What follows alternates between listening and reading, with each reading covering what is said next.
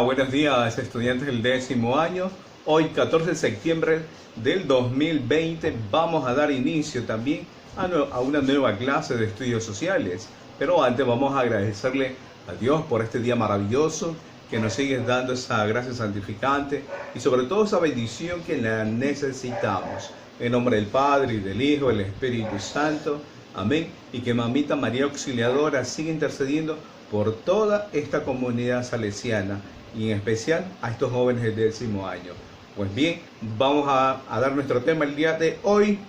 Durante la semana pasada fue unos temas más controversiales sobre la historia, tiene que ver más sobre el neoliberalismo, que tiene que ver después la dictadura, surge esta nueva historia y de la cual el neoliberal marca un proceso en la historia latinoamericana.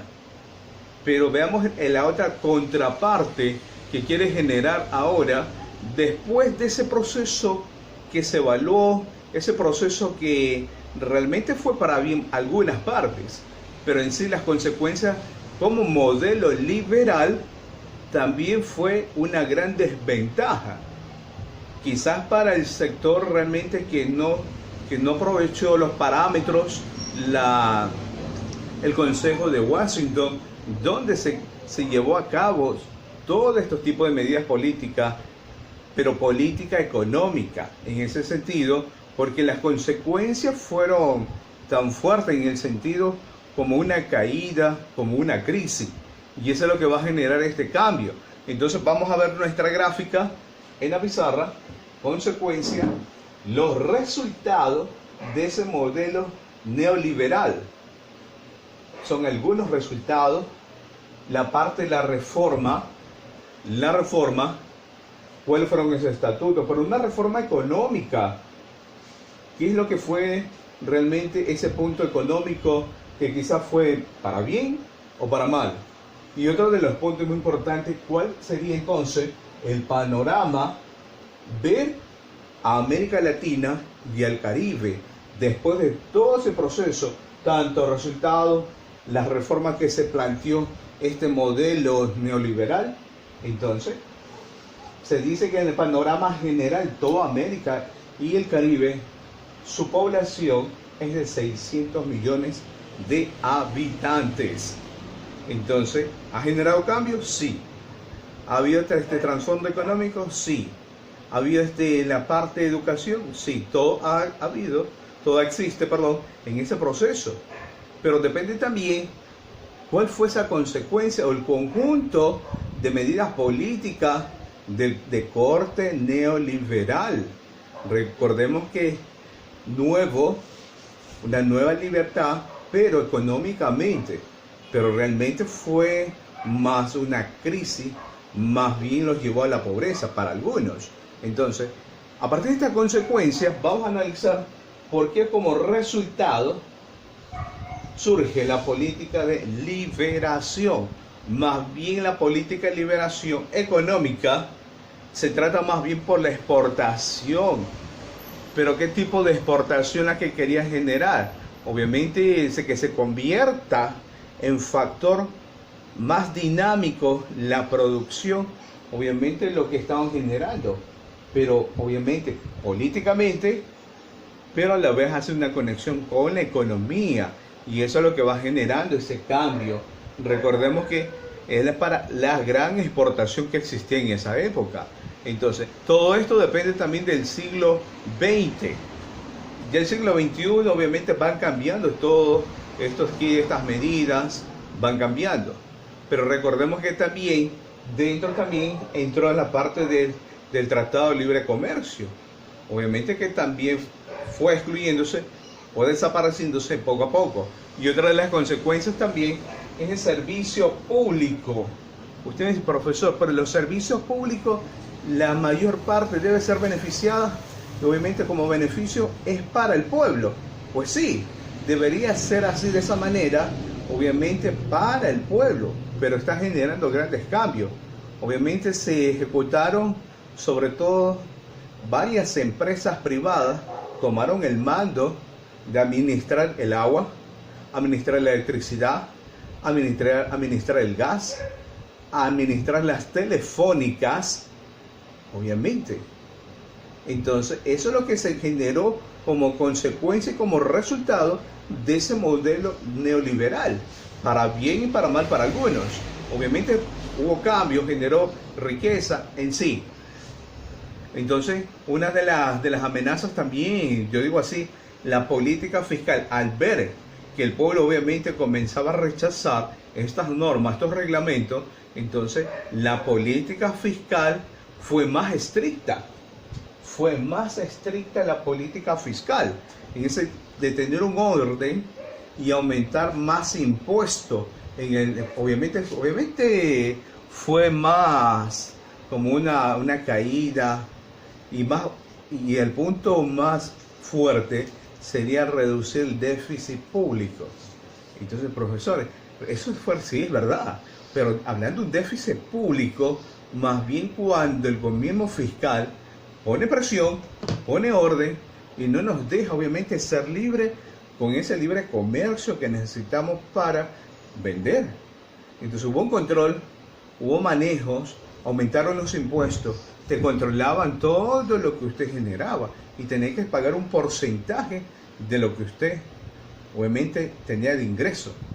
Entonces más bien eso nos llevaba a un gasto social público. Usted me dice, pero profesor, un gasto social público, sí.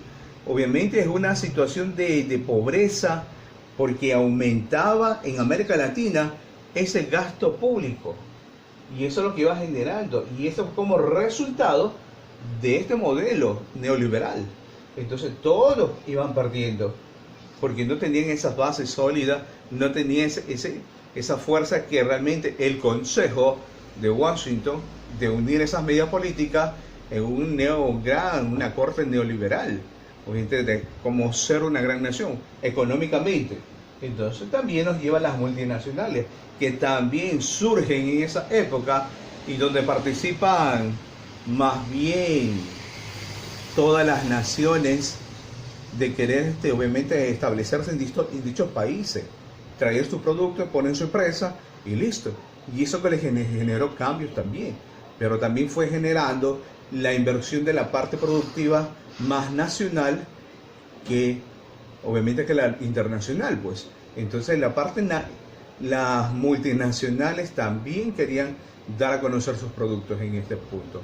Bien, vamos a analizar la siguiente parte, que son las reformas a continuación. Prestamos mucha atención ahora.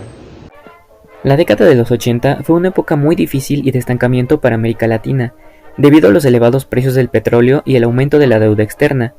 Por estos motivos, muchos países latinoamericanos como Brasil, México y Argentina se vieron forzados a suspender el pago de la deuda. Un detonante fue la recesión económica mexicana.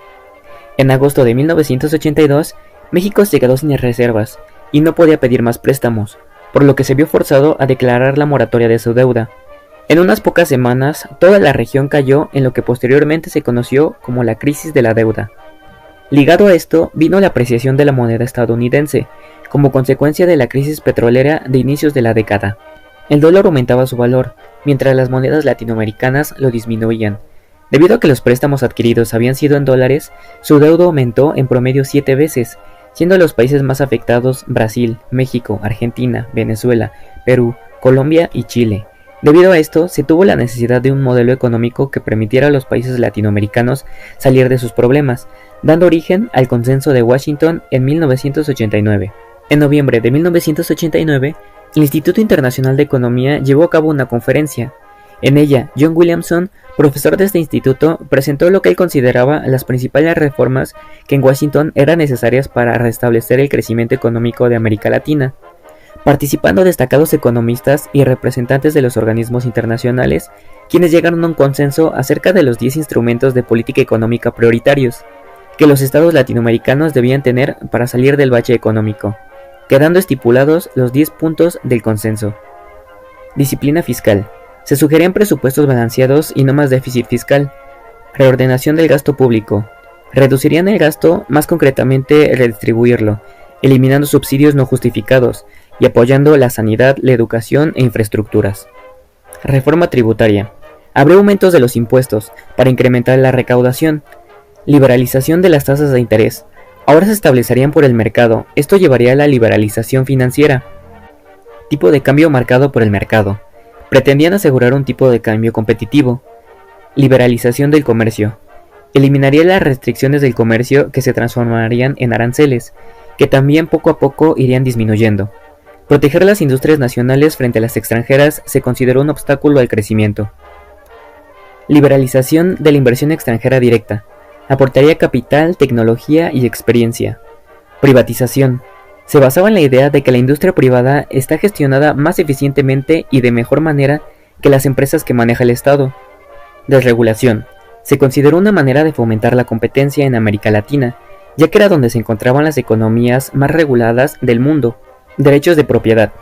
En una región donde los derechos de propiedad eran muy inseguros, se optó por implantar unos derechos garantizados como en Estados Unidos. El Consenso de Washington se presentó como un programa para remediar los problemas derivados de la crisis de la deuda. Dicho programa, fundamentado en la teoría económica neoclásica y del modelo ideológico y político del neoliberalismo, fue diseñado para la región latinoamericana. No obstante, después este se hizo aplicable para cualquier región del mundo. Uno de los problemas principales del Consenso de Washington fue que este se concentró en solucionar los temas urgentes de la década de los 80, consistente en impulsar el crecimiento y así pagar su deuda externa, tema que le interesaba bastante a los norteamericanos. Pues bien, entonces vamos en la parte de las reformas, donde la reforma económica, esto más bien era como medidas, pero medidas políticamente económicas. Yo empecé diciendo que dependiendo de ese Consejo de Washington, era más bien como el consejo que quería tener más una corte neoliberal en el sentido de más producción.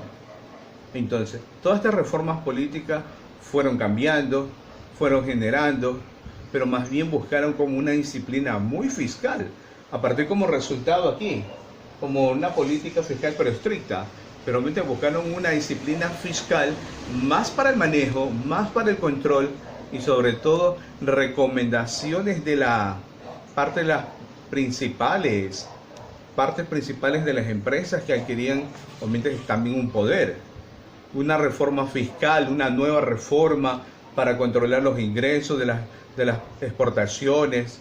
Entonces iba generando ese cambio y generaba más aún en el sentido tipo de cambio de competitividad que nos lleva más que todo a ser competitivo uno mismo. Y es verdad. Y a veces hay resultados muy buenos cuando uno mismo es competitivo consigo mismo. Obviamente con el de otras personas genera así más bien un poco de envidia, pero no, más bien uno mismo debe ser competencia uno mismo y que es capaz de mejorar, que es capaz de hacer más allá para generar esos grandes cambios. Entonces también hay uno de los puntos que entró también la parte de las privatizaciones. Obviamente privatizar todo, llevar el control, más no el pueblo. Y eso generaba obviamente iba sobre todo quitándole un poco de derechos más al pueblo, porque no podían generar un cambio, no podían reclamar, entonces no había esa fuerza como antes. Entonces por eso algunos van a decir, pero depende también del tipo de educación y el tipo de cultura que van adquiriendo. Y es verdad, mucho el tipo de educación y cultura no te lleva a ser una persona vulgar, no ser partícipe a veces de las huelgas que suceden. Solo uno de lejos observa, pero interiormente no estás de acuerdo con varios parámetros que a veces establece el gobierno. Pues sí, entonces por lo que buscamos nosotros, más que todo, mirar sobre todo la realidad que nos deja como resultado de esa reforma económica. Por eso fue la consecuencia que todos los pueblos de América Latina viven desigualdad económica. No todos perciben, obviamente, un salario igual. Si nos damos cuenta, los salarios de cada país varían. Obviamente van cambiando, dependiendo de cada uno de nosotros, esa misma realidad de cada uno que visualizamos. Entonces, si usted solo enfóquese nomás en Venezuela, ¿cuánto es el sueldo? ¿Cuál es el valor, el sueldo básico de Venezuela, de Cuba y obviamente nuestro sueldo básico también, y lo que representa para Ecuador? Y no se diga para el resto de América Latina. Es muy distinto lo que recibe económicamente Panamá, Costa Rica, Brasil, Estados Unidos. Entonces, porque las élites, el profesor, ¿y qué son las élites? El grupo de poder económico. Es el grupo de poder económico el que genera todo, el que lleva un control de todas las medidas de reforma, el control de las empresas, en fin, son realidades que se van presentando ya en varios países, sobre todo en América Latina. Europa es distinto ya, pero en América Latina, solo por ingresar y aceptar el Consejo de Washington, obviamente de generar y recibir todo ese tipo de deuda o préstamos que le llama obviamente el Estado, y ese es el déficit que a veces va el pueblo ya viendo. ¡Wow! ¡Qué inmensa está! Y no se diga cómo nos encontramos nosotros en América Latina. Pues bien, hemos finalizado nuestra clase el día de hoy, sin antes que desearles lo mejor en este inicio de semana y estar atento a las horas de socialización sincrónica. Por favor, vamos a estar trabajando ahora en los libros de estudios sociales para ir desarrollando algunas actividades del libro, más que todo. Pues bien, muchas gracias a todos, bendiciones, cuídense.